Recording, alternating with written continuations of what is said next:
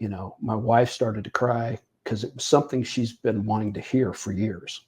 Chad, how did you find the carnivore diet? Well, I found the carnivore diet specifically on January 21st of this year is when I actually started uh, the carnivore diet. But I think what led me to the carnivore diet started several years before. And some of it at the onset might seem unrelated, but I think as I worked through it, found myself each piece kind of played to the next piece, and it just compounded on one another. So, if you would indulge me and allow me to tell a personal story, I would be happy to do so. So, several years ago, probably around 2012, 2013, I had just recently started a new job, and through that work, it was a little bit different than what I had normally done. I was a carpenter for many years, so I wore tools. I was out on a construction site, and so I was pretty active. And then I got into the office at a construction company doing, office work, estimating jobs and whatnot.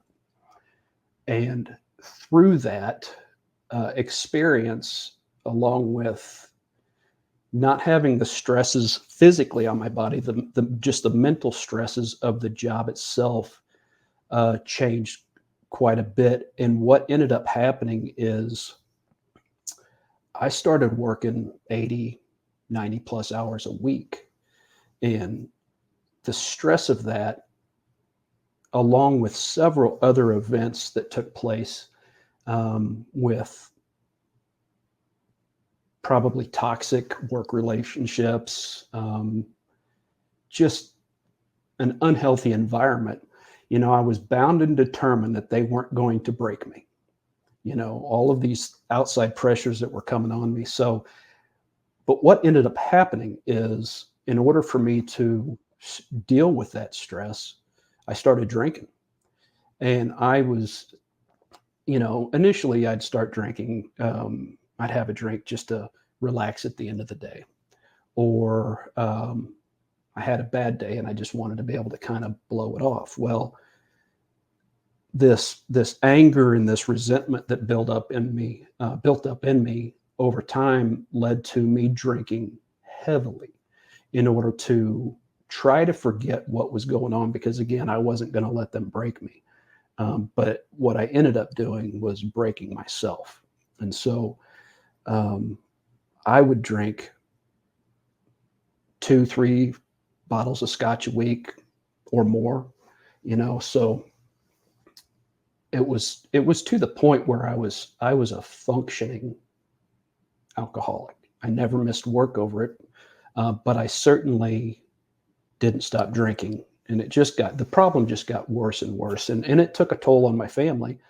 Uh, you know, every waking moment I was home, I was drinking. So my kids were young at that time, and so my wife, my beautiful wife of 25 years, and my 2 children at that time uh, lived through this disaster of a life that I was living, you know. And it wasn't until probably it was 2017. So it was the drinking in this, this poor choices started probably really heavily in 2014, 2015, and it lasted for a couple years at least. And in 2017, something happened that radically changed my life. So on the morning of January 1st of 2017, so the night before, it was uneventful, or New Year's Eve was very uneventful. I think I went to bed at 8:30, maybe even earlier. Didn't have anything to drink, just went to bed. There was nothing really I wanted to celebrate. Um, that morning, I woke up on January 1st, and my wife was already out of bed. As she opens up the door, I guess she heard me wake up, and I'm just standing there at the edge of the bed, the foot of the bed, And she opens up the door and kind of very hesitantly greets me, wanting to know what mood I woke up in. And she goes, with the good morning and everything. And she goes, well, I guess since you didn't have anything to drink last night, you're going to want to go to the store and get another bottle of scotch. And I just stood there and I shook my head and I said, nope, I don't think so. And she wide-eyed looking at me, wondering what was going on. I said, I think God is trying to do something on the inside of me. Something's changed. And I couldn't figure out what at the time, what it was, but, as I reflect back onto that particular situation, and I've not given all the details because it would implicate so much more than what I'm saying, but, just, it's enough to say that it was just unhealthy. And so the fact that when I woke up on that morning and that's what I said, my wife started to cry because it was something she's been wanting to hear for years up to that point. And so it was almost as if, I'm Christian. So when I think about it, looking back on it, it's like if one of my children fell and I would reach down to pick him up and stand him back up, it was almost like that was what was happening with me. It's almost like God was saying, all right, here you go. Let's try this again. And so it was such a clean, brand new outlook that I had, that I felt for the first time in probably 5 years, I had felt truly at peace with myself. All the anger and everything that went away, the hatred that I had towards one thing or the other. Because at one point, I would wake up and I'd open up my front door and it just wasn't what I wanted to see anymore. I didn't know where I wanted to be or what I wanted to look at. All I knew is where I was at is not where I wanted to be. But after that morning on January 1st of 2017, everything changed. Everything changed. So that led me onto a road spiritually, specifically for the next 2 or 3 years, a very intentional searching for the truth of, why did I go through everything that I went through? And how is it that just out of nowhere, this deliverance that God did for me had happened. And so I was bound to seek the truth no matter where it led me. And we all come to the table with presuppositions. So anytime we ask a question of, when we're looking and trying to discern one thing over the other, we always, because of our life experiences and our history, we always bring some of that to the table when we ask these questions. And so I don't think we ever truly ask a question that's not colored just a little bit by our past, right? And so, that search, that journey 3 months later in March of that year took us over to Israel. And here my wife and I are standing on the Sea of Galilee, just trying to take in everything around us, and just trying to feel that closeness, and we really thought, going there we would experience it, but the place is not so much important as the object that we're focused on, and so that search that happened in our Christian walk, or at least mine anyway, it just kept on increasing and increasing until 2 years later in 2019, I did 2 fasts in 2019, and I'd never done a fast ever before. Now, these are not the fasts that we would, think about in the carnivore or intermittent fasting. It was a spiritual fast, so it looks a little bit different. It was a fluid only fast, so I gave up food for certain, and that I'd have water or juice or something like that during the fast. But so in January, the first fast was for 21 days. It was a 3-week fast. And so once I got done with that, I guess the purpose of that fast was really just to find that closeness and that sufficiency that I was getting, that I had gotten back on that January 1st of 2017. And I felt it, because I wasn't looking for a particular thing other than I just wanted to know that sustainment that I felt back then, right? And so once that was done, in October of that year, I did another fast, and that it was a little bit more intentional. It was still a fluid-only fast, water and juice and whatnot. That one was for 28 days. And so that was nearly the entire month. I think it was all in the month of October was when I did that fast. And so once that was over and I had time to reflect on just the meditation and just the calming of myself, just trying to rely on God's sufficiency and not mine. And I truly believe throughout that entire time that He was providing me for, my spiritual, my mental, and my physical needs. My wife even had made a joke on both times that she thought that I turned into a different creature or a superhero because I no longer required food.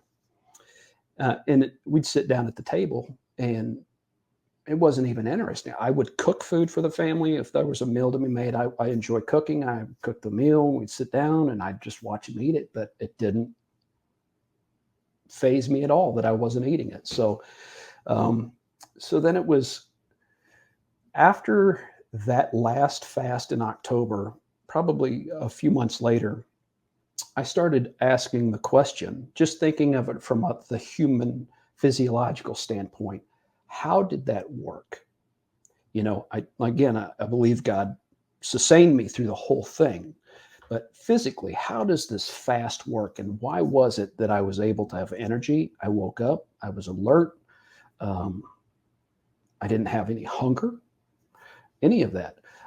And so the more I started to dive into that topic, searching for the truth of that, that's when I learned about ketosis and how the liver produces ketones for quick energy and how that kind of carries you throughout the day. So in that search is where I was introduced to keto.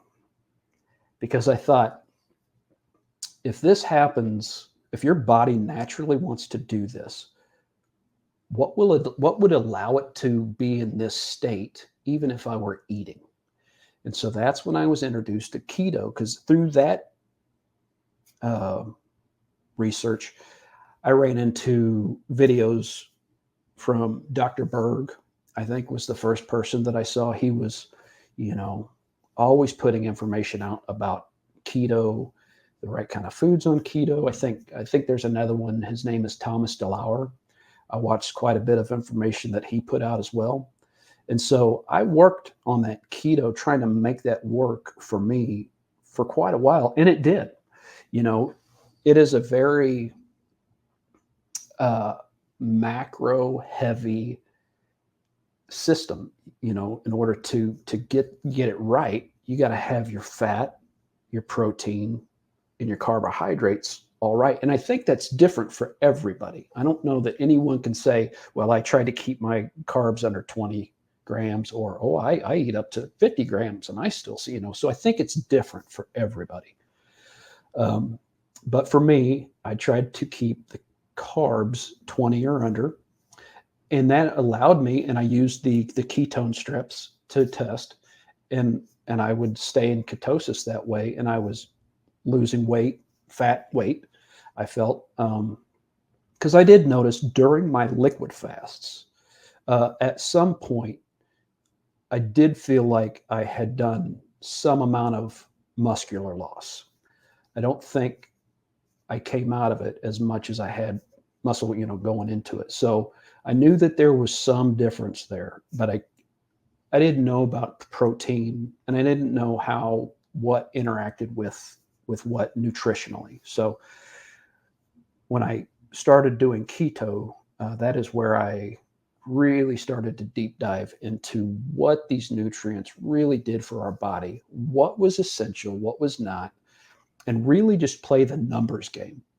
If one day or one week I was doing this and it didn't quite work, I'd switch it up and just see what happened. But for the most part, it was a gradual descent in weight. So it did work.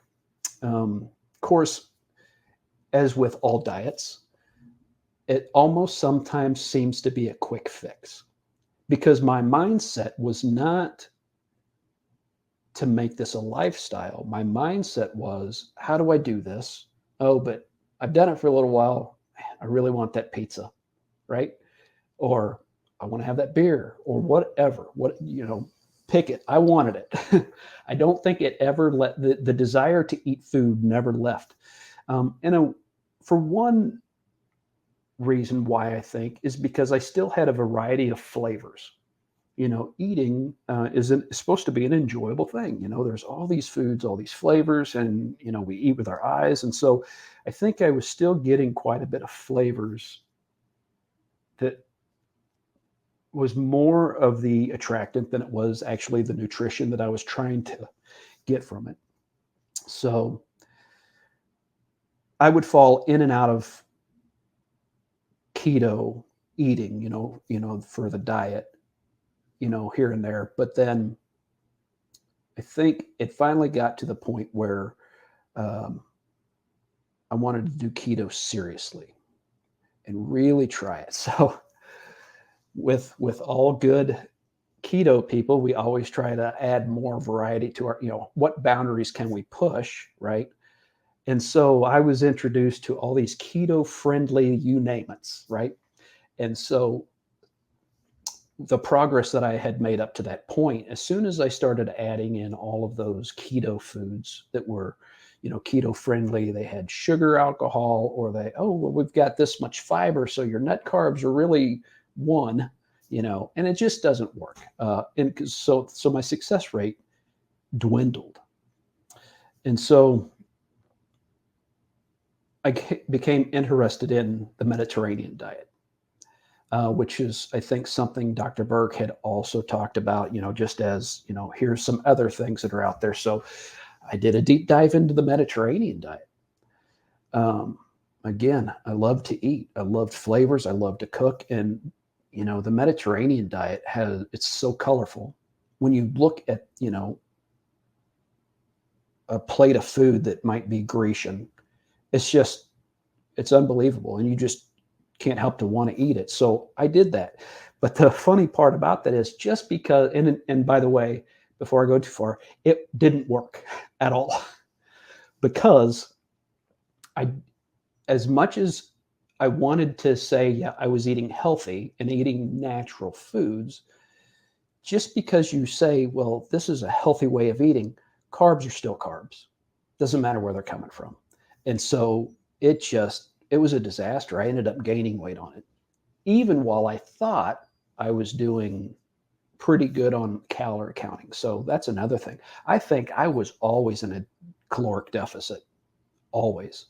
I think that's just kind of the, keto just tends to lead you to that caloric deficit. I don't think anyone says, you can do this, but still maintain 2,500, 3,000 calories, depending on the body type and everything. But so I was always in a caloric deficit, and it just didn't work. And so about December of this past year,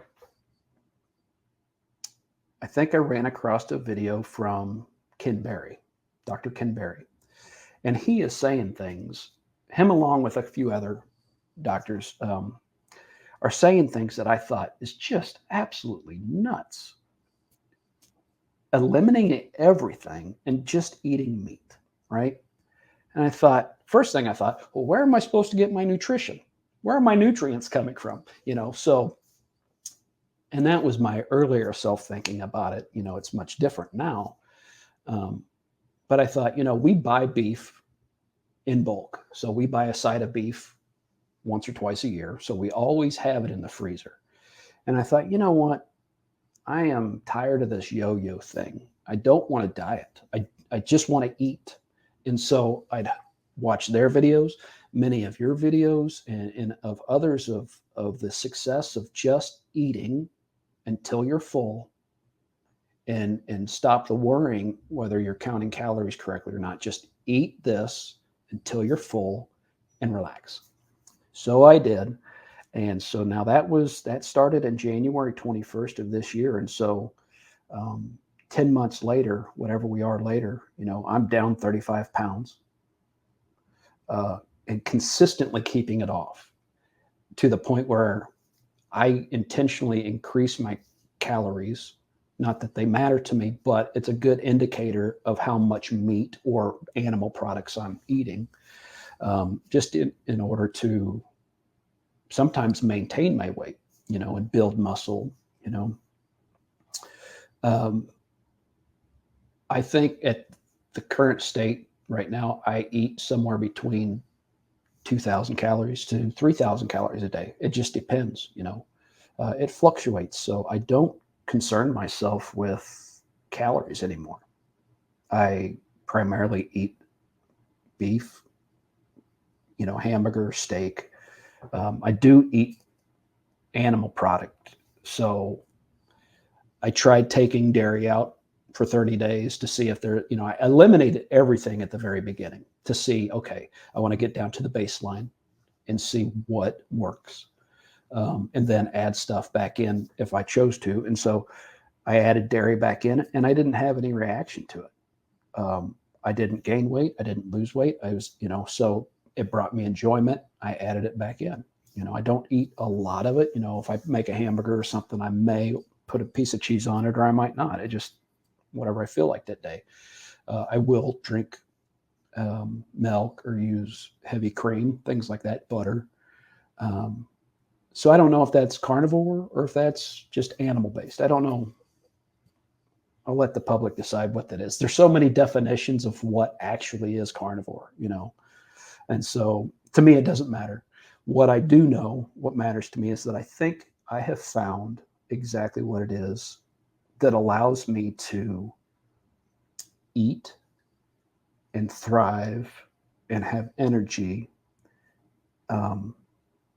and lose fat. I've got a smart scale, so I have religiously, diligently stepped on that thing for since January. I have logged all of my food since January 21st as well. And I'm probably going to do that until my 1 year anniversary, just because I would like to see from start to finish of that first year what it was that I did and have a record of it. But certainly after that year is over, I don't want to log another thing again. I just want to eat and live. Well, congratulations on the results. Thank you. Outside of weight loss, what are some of the biggest improvements you've seen, maybe related to mental health or energy? Like if you're thinking about on a day-to-day basis, what it means to you. So I think that I have always had anxiety, and my anxiety levels are almost gone. There are a few things that will trigger them, but I'm aware of it and I'm able to kind of talk myself down from those times. So my anxiety levels are nearly gone. My sleep. I used to wake up at 2 a.m. in the morning for years. I don't know that I ever had a full night's sleep until I started on the carnivore diet. Now, it was a couple of months, 2, maybe 3 months into it before that sleep pattern changed. But now I sleep all night long. I get a full night's rest every night now. So that is a huge improvement, that definitely plays for the next morning, when I wake up, that my attitude is better, I'm rested, and I can face the day with a whole different level of energy. Um, I don't know that I ever had depression, but if I did, it was undiagnosed. But I certainly feel like my mood in that arena is gone. It's helped out tremendously. One kind of funny part about it is during the summer, I would always get bitten by mosquitoes. Always. So I don't know if this has anything to do with it or not. I would be interested to hear a doctor think about this. So my blood type is B positive. And there was always a standing joke, because I was the only B positive person around, that, well, Chad's here, so no one else has to worry about getting bit, because he's here. They are going to go to him. And sure enough, I couldn't stay outside at nighttime very long, because I'd always get bitten by mosquitoes, until this diet. This entire summer, I would stay out through the dusk if we were having a bonfire outside or something like that, and I've not been bitten by one mosquito at all this year. And so I just wonder if this way of eating changes something, maybe what your body admits through hormones or something. I don't know, but it's pretty amazing. We had, one bonfire, we had a group of friends over, and there was only one other person there, and she was B positive. And so it was the joke that we were going to get bit, and she got bit all night long, and I did not. So it's just peculiar that was one of the things that I noticed, and I'm incredibly grateful for it. Because it was miserable. Every summer you'd want to be outside, and I just couldn't be, because, or I'd have to wear long jeans, and it's, sweltering heat, that's no fun. So, but those are probably the big things that I've noticed that has changed. The anxiety was just huge. Now my wife would say it still rears its ugly head every now and again, but for me, I feel like I am much better at that, so. It's kind of a much more moderated thing in your life now. Correct. Yeah. So two things that I'm very interested in knowing updates about is, what's the situation with the alcohol now, and also what's the situation with your job? So with alcohol, I quit drinking there. I didn't drink probably for 2 or 3 years after that January morning. And then it would slowly kind of come back in. But what was different was the anger that was feeding that drinking back then wasn't there. And so if you can have a healthy relationship with alcohol, I felt like I did have a healthy relationship with alcohol. So I let it come back in, whether it would be beer, wine, or whiskey or whatever. And I never really thought much about it until, and it never became a problem like it was either. But I never thought much about it again until I got on the carnivore diet. So in the initial stages, I may have a glass of bourbon or something. And of course, with everybody who gets on the carnivore diet,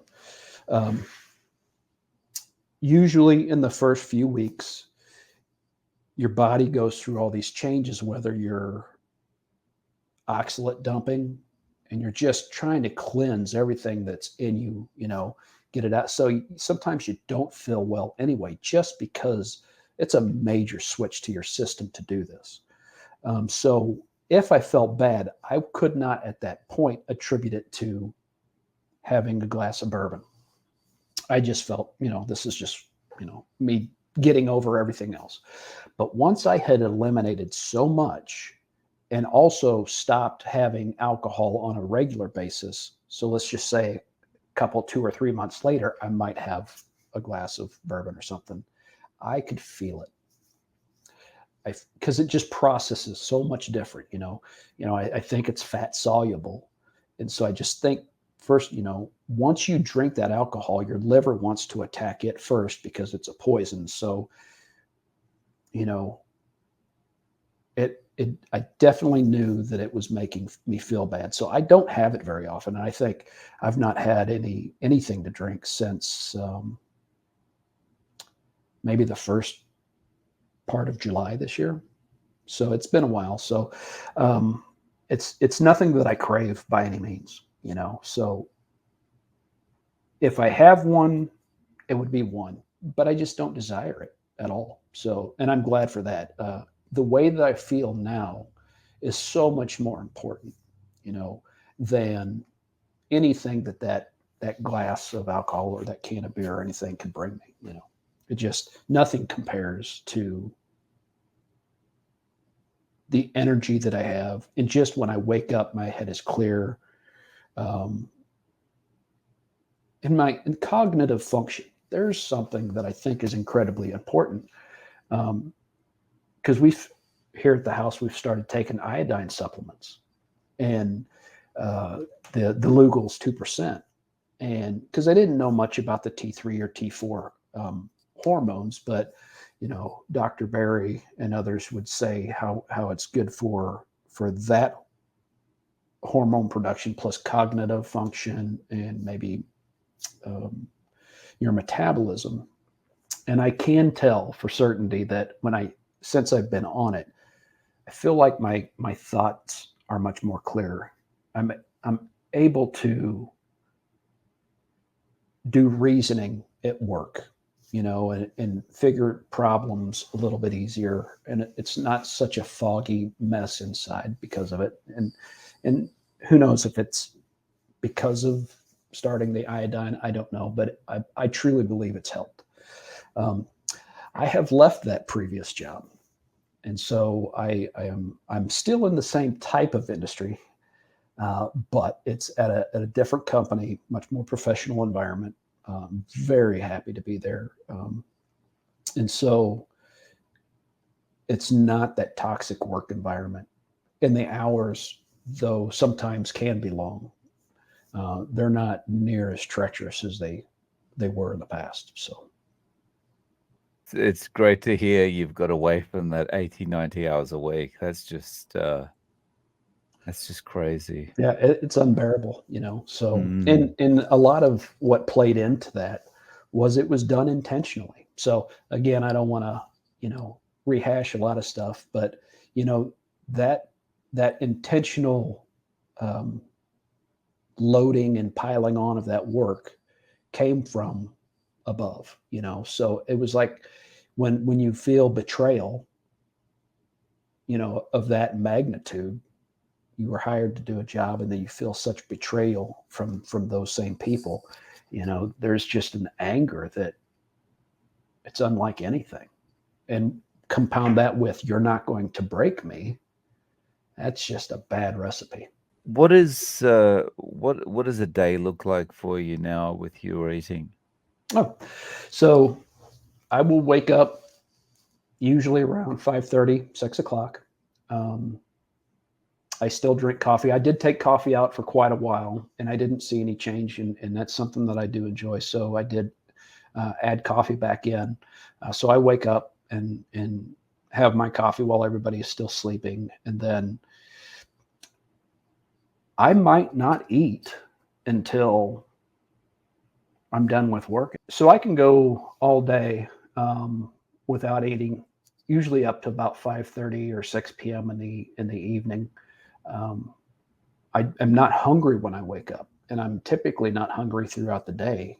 Usually, when I'm sitting at the desk doing work, I don't even think about food. So I have to very often intentionally think about getting up and just at least walking around, because I will forget to do that. I'll get engrossed in what I'm doing. So I do get up and walk around for 5 or 10 minutes and sit back down and go back to work. But I don't typically take lunch breaks. I like to work throughout the day, get it done. And then when my wife is off in the afternoon at that time also, then we'll make something and sit down together. So you're remote working? Correct. Yep. I am 100% fully remote. My wife works in the room next to me. She goes in 1 or 2 days a week. These past 2 or 3 years changed life dramatically. And so a lot of people work from home. We are part of that change in life. Do you prefer the being able to work at home? I enjoy it. I didn't think that I would, because prior to that, I was meeting new people every day. I would go into people's homes, talk with people from all sorts, all walks of life, and being in the industry, it was, a restoration industry where somebody had flood damage, or, their house caught on fire or something like that. So I saw people during what they could oftentimes consider the worst and lowest part of their life if their home was, completely burned. And so I would go in there and I would interact with people. And I was never much of a people person until I got that job. But it's nice to just have a conversation with somebody. And oftentimes when I would talk to people in their homes, it would be about anything but what I was there for. Because it's just amazing how, especially with the older population, they just wanted somebody to talk with. So when we went remote, uh, I was able to have, that 5 or 10 minute conversation with somebody on the phone, but it wasn't near what it had been. But I'm getting used to it now. But the working from home, not having to fight traffic every morning, and the anxiety of, am I going to make an appointment on time? So that's all gone. So working at home definitely has its benefits. What I find is that for myself and for a lot of people I've spoken to who have done carnivore, there's 99.9% of the time there's significant weight loss. But for myself and for people I've spoken to, it tends to start to feel after a while that the weight loss is a secondary thing. It's like the cream on the cake, and it's everything else that's kind of the foundational changes that happen on carnivore. For you, like if you were trying to convince um, someone how good carnivore is, what is that one victory outside of weight loss that you would talk about? For me, I think it's the happiness. Mm. Um, there is just a sense of joy. And I don't know if it's because of um, I can eat as much as I want. I eat until I'm full and I don't gain weight. But there's a sense of freedom, that not having to worry that what I'm eating is not clean. I don't have a question any longer about if what I'm eating is healthy. Because earlier on, I ran across some lectures that, and I hope I say her name correctly, Nina Teicholz, I think. She had did a lecture at the Cato Institute, and also did, I think, a documentary. I think that was called Big Fat Surprise, I believe, uh, talking about seed oils. And at that time, seed oils are fine, right? They're lower your cholesterol. And so it was just an immense amount of information that I tried to take in the beginning to really understand what it was that we were putting in our bodies, um, in the effects that it was having on it at the moment, and what it could have long term. And so when I eliminated all of those things, it was just immediately, once they got out of my system with, the oxalate dumping, and just not eating processed foods, and uh, just anything that came out of cardboard boxes, that I just felt more confident that what I was eating was nutritionally sound. I felt like my longevity is going to increase because of it. I don't feel like at all. I do not feel at all like because I eat so much beef that I'm going to have a heart attack because of high cholesterol. I think in that search for truth, we listen to so many people tell us this is good, this is bad. And we tend to give credence to these statements. Well, they've got more letters behind their name than I've got. They've got more education. They're more well-read. So certainly they have to know better. But I don't think there's anything that can speak greater to research than you doing it for yourself, trying it out. Don't be afraid to fail. I feel like I'm at the point now with eating carnivore in my weight loss and how well I feel that if I wanted to try something, I believe that I would be able to tell the difference. Whereas before, you just always felt what you considered to be normal, but never understood how bad you actually felt. Once you actually feel good, you feel healthy, you feel energetic, your muscle tone seems to get better. You step on that scale and it's confirmation that it's going in the right direction. The attitude that I have towards food is much more healthy. We plan our days where we're going to eat.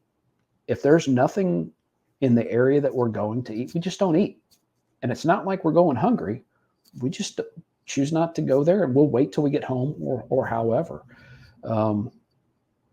Those type of things no longer have control over my mind. I was never much of a person for sweets. So that didn't play very greatly in my choice to not eat them. I just didn't eat them.